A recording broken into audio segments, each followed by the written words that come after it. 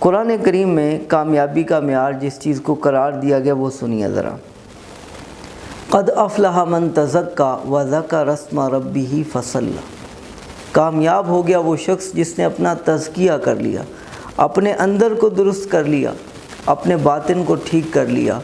اور نماز پڑھی اور اللہ کا ذکر کیا۔ قد افلح المؤمنون الذین هم فی صلاتہم خاشعون،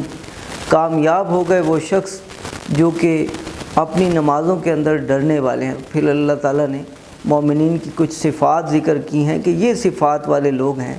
یہ مومنین ہیں جو کامیاب ہیں۔ سورہ بقرہ میں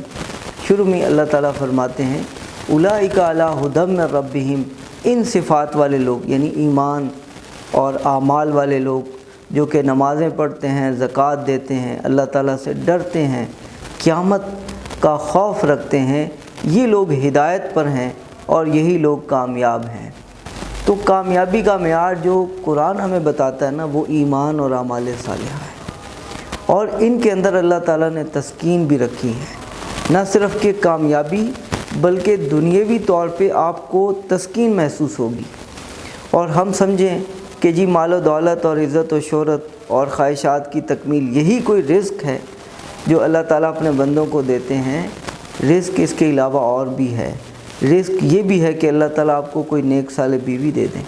رزق یہ بھی ہے کہ کوئی نیک اولاد اور فرمانبردار اولاد مل جائے، رزق یہ بھی ہے کہ اللہ تعالیٰ اچھی شہرت دے دیں، نیک نامی عطا فرما دیں، دلوں کے اندر، لوگوں کے دلوں کے اندر آپ کی محبت اور قدر و منزلت ہو۔ اور رزق یہ بھی ہے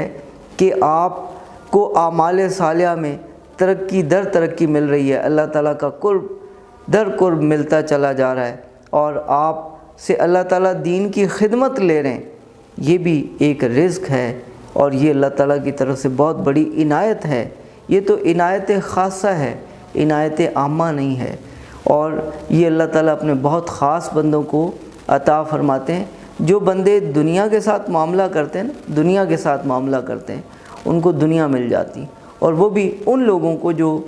جن کے بارے میں اللہ تعالیٰ چاہتے ہیں، سب کو نہیں ملتی۔ اور جو لوگ دین کے لیے کوشش کرتے ہیں، اللہ تعالیٰ کے ساتھ معاملہ کرتے ہیں، پھر اللہ تعالیٰ ان سے راضی ہوتے ہیں، تو اللہ تعالیٰ ان کو یہ والا رزق عطا فرماتے ہیں۔